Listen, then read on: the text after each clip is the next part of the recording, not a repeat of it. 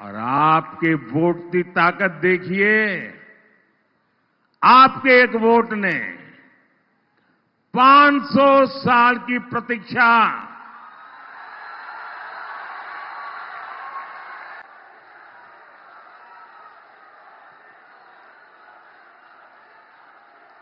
500 साल की प्रतीक्षा खत्म करके भगवान राम का भव्य मंदिर बना दिया। तो बोलिए जय श्री राम, जय जय श्री राम। और साथियों, ये तो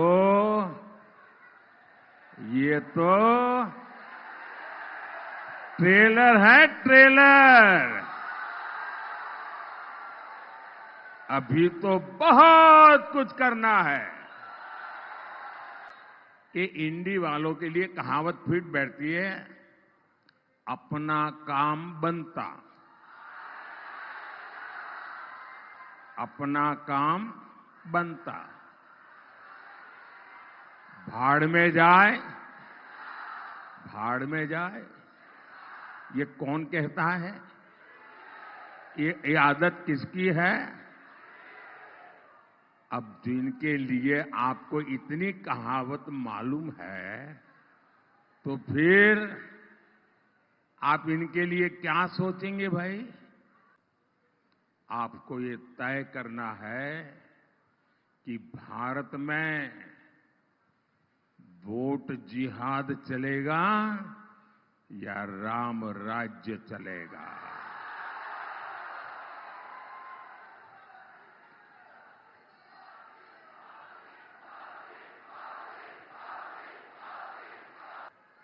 पाकिस्तान में आतंकी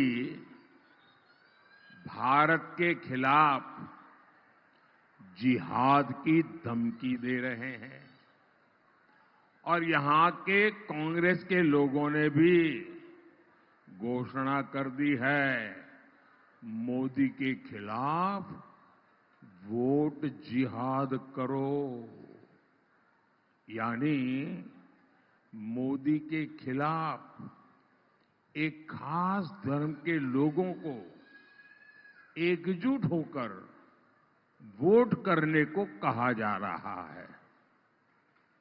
सोचिए, कांग्रेस किस स्तर पर उतर आई है। हताशा, निराशा ने कांग्रेस को कहां ले जाकर के पटका है। आप मुझे बताइए, क्या वोट जिहाद आपको मंजूर है? क्या लोकतंत्र में ये बात चल सकती है? क्या भारत का संविधान ऐसी जिहाद के लिए अनुमति देता है? साथियों, इसलिए ही तो लोग कहते हैं, कांग्रेस का हाथ, कांग्रेस का हाथ, कांग्रेस का हाथ। अब मैं तो नहीं बोल रहा हूं, आप बोल रहे हैं। भाई मीडिया वाले देखना, मैं नहीं बोला हूं। मेरे गले मत बढ़ दे रहा।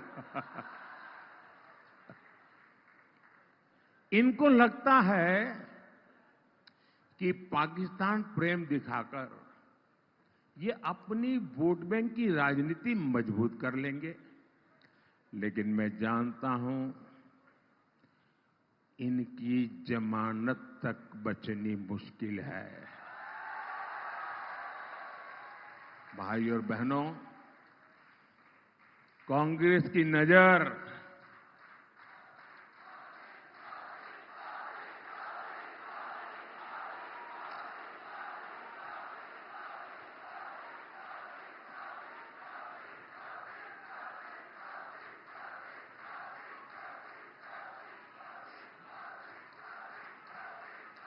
कांग्रेस की नजर आपकी कमाई और आपके आरक्षण पर पड़ी है।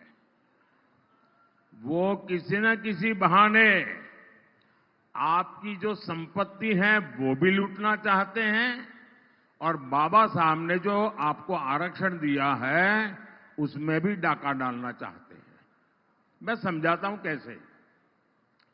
तुष्टीकरण के लिए कांग्रेस एससी, एसटी, ओबीसी के हक का जो आरक्षण है वो धर्म के आधार पर लूट चला करके बांटना चाहती है।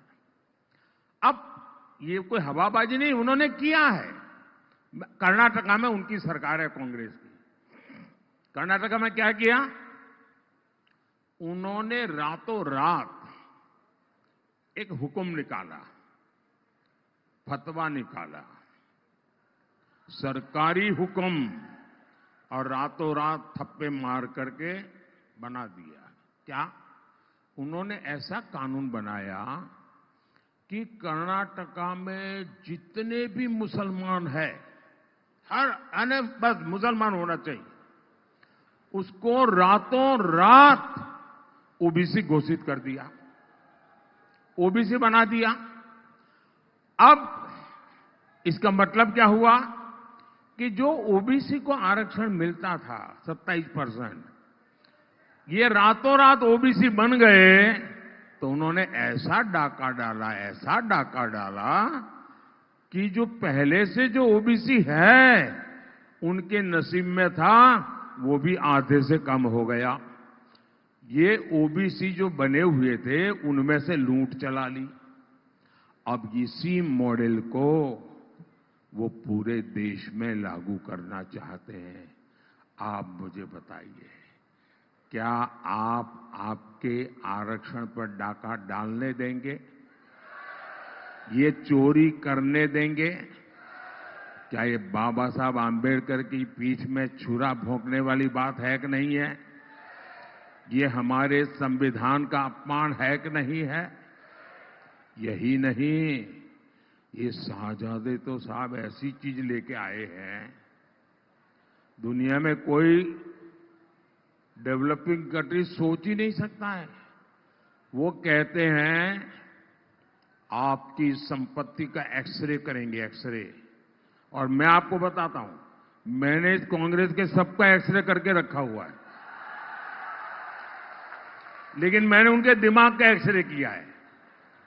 ये क्या सोचते हैं तो क्या करेंगे, मेरे एक्सरे में साफ दिखता है। इनका एक्सरे क्या है?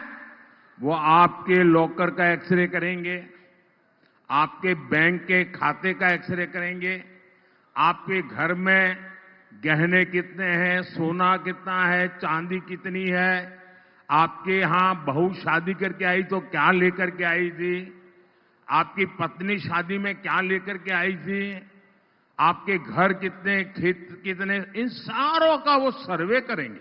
और वो कहते हैं, खुल करके कहते हैं, और फिर आपकी जरूरत से जितना ज्यादा है, अगर आपके पास 10 एकड़ भूमि है तो 5 एकड़ गई,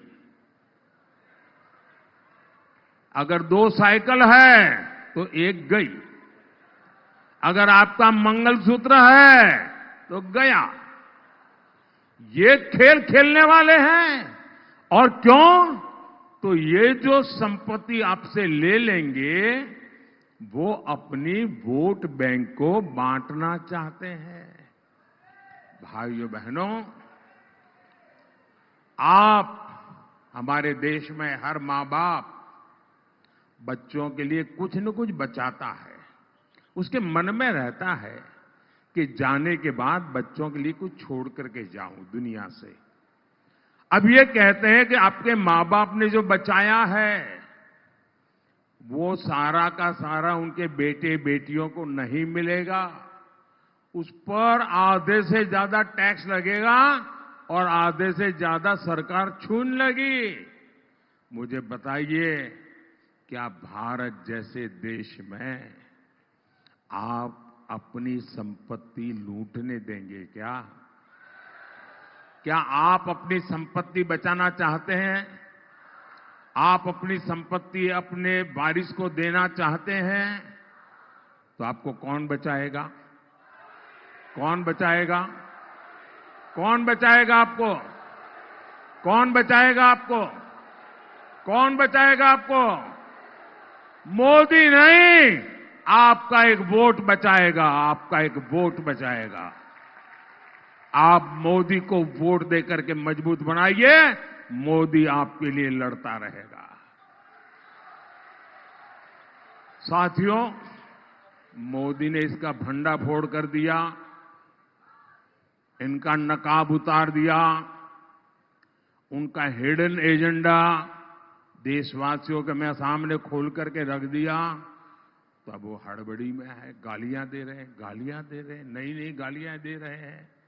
पूरी डिक्शनरी खाली कर दी गालियां देते देते। साथियों, हमारा आदिवासी समाज, हमारी संस्कृति, हमारी आजादी का सबसे बड़ा रक्षक रहा है। आदिवासी समाज ने ही राजकुमार, अयोध्या से एक राजकुमार निकले थे।